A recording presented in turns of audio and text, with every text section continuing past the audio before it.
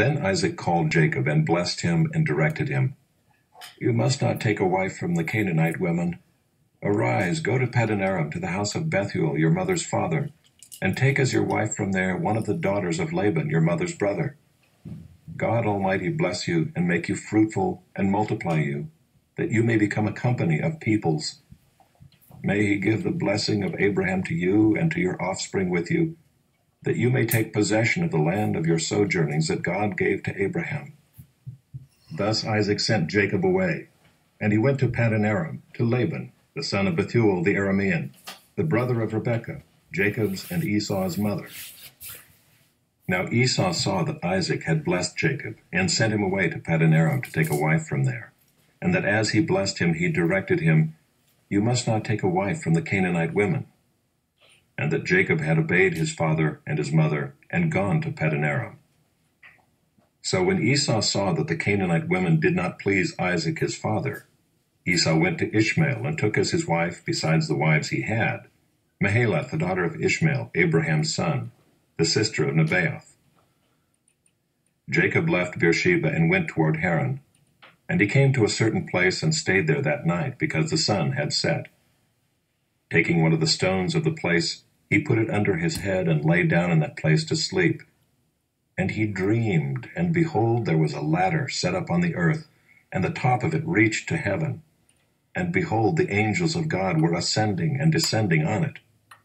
And behold, the Lord stood above it and said, "I am the Lord, the God of Abraham your father, and the God of Isaac. The land on which you lie I will give to you and to your offspring. Your offspring shall be like the dust of the earth, and you shall spread abroad to the west and to the east, and to the north and to the south. And in you and your offspring shall all the families of the earth be blessed. Behold, I am with you, and will keep you wherever you go, and will bring you back to this land. For I will not leave you until I have done what I have promised you." Then Jacob awoke from his sleep and said, "Surely the Lord is in this place, and I did not know it." And he was afraid and said, "How awesome is this place! This is none other than the house of God, and this is the gate of heaven." So early in the morning Jacob took the stone that he had put under his head, and set it up for a pillar, and poured oil on the top of it. He called the name of that place Bethel, but the name of the city was Luz at the first. Then Jacob made a vow, saying, "If God will be with me and will keep me in this way that I go, and will give me bread to eat and clothing to wear, so that I come again to my father's house in peace, then the Lord shall be my God, and this stone which I have set up for a pillar shall be God's house. And of all that you give me I will give a full tenth to you." Then Jacob went on his journey, and came to the land of the people of the east.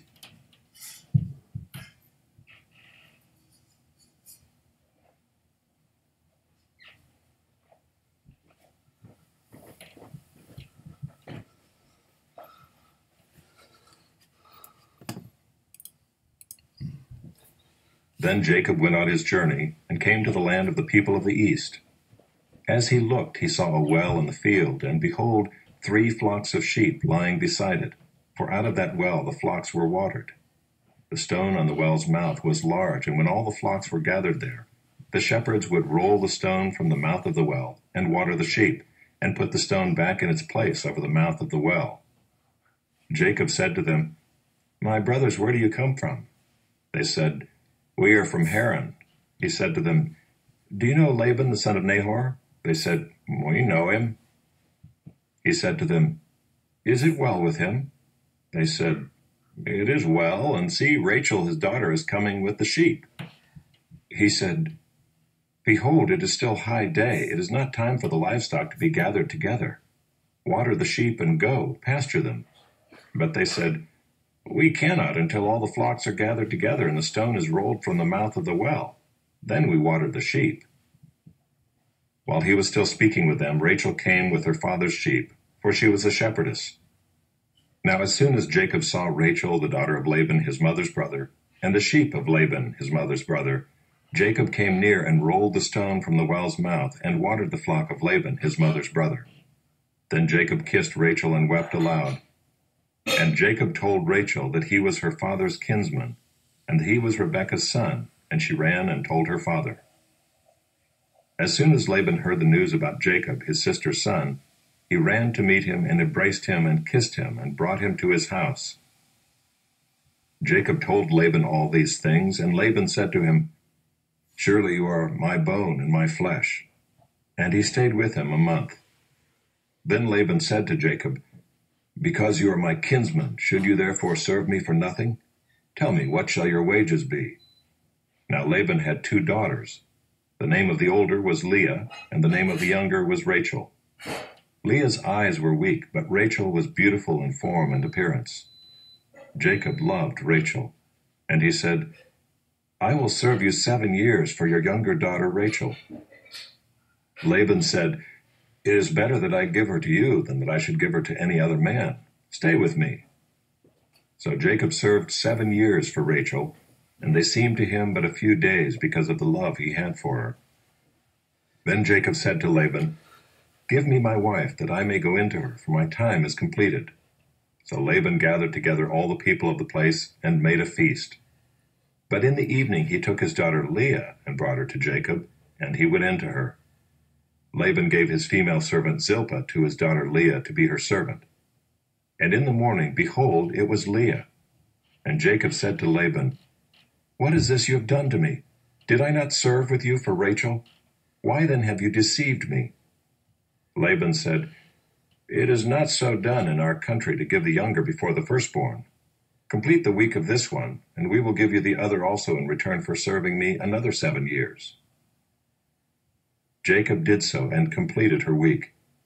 Then Laban gave him his daughter Rachel to be his wife. Laban gave his female servant Bilhah to his daughter Rachel to be her servant. So Jacob went in to Rachel also, and he loved Rachel more than Leah, and served Laban for another 7 years. When the Lord saw that Leah was hated, he opened her womb, but Rachel was barren. And Leah conceived and bore a son, and she called his name Reuben, for she said, "Because the Lord has looked upon my affliction, for now my husband will love me."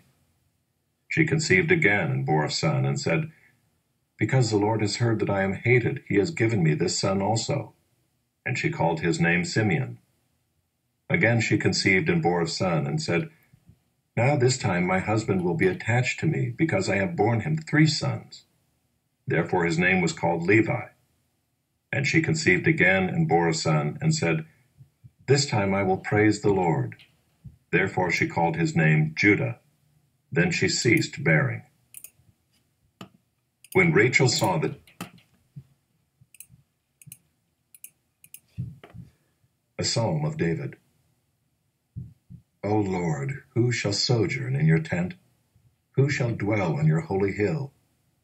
He who walks blamelessly and does what is right, and speaks truth in his heart, who does not slander with his tongue, and does no evil to his neighbor, nor takes up a reproach against his friend, in whose eyes a vile person is despised, but who honors those who fear the Lord, who swears to his own hurt, and does not change, who does not put out his money at interest, and does not take a bribe against the innocent. He who does these things shall never be moved.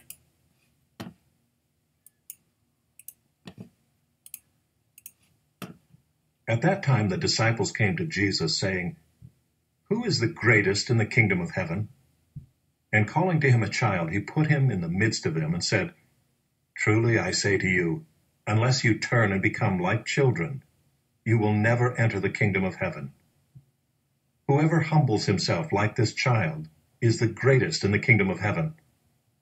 Whoever receives one such child in my name receives me. But whoever causes one of these little ones who believe in me to sin, it would be better for him to have a great millstone fastened around his neck and to be drowned in the depth of the sea. Woe to the world for temptations to sin! For it is necessary that temptations come, but woe to the one by whom the temptation comes. And if your hand or your foot causes you to sin, cut it off and throw it away. It is better for you to enter life crippled or lame than with 2 hands or 2 feet to be thrown into the eternal fire. And if your eye causes you to sin, tear it out and throw it away. It is better for you to enter life with one eye than with 2 eyes to be thrown into the hell of fire. See that you do not despise one of these little ones, for I tell you that in heaven their angels always see the face of my Father who is in heaven. What do you think? If a man has 100 sheep, and one of them has gone astray, does he not leave the 99 on the mountains and go in search of the one that went astray? And if he finds it, truly I say to you, he rejoices over it more than over the 99 that never went astray. So it is not the will of my Father who is in heaven that one of these little ones should perish.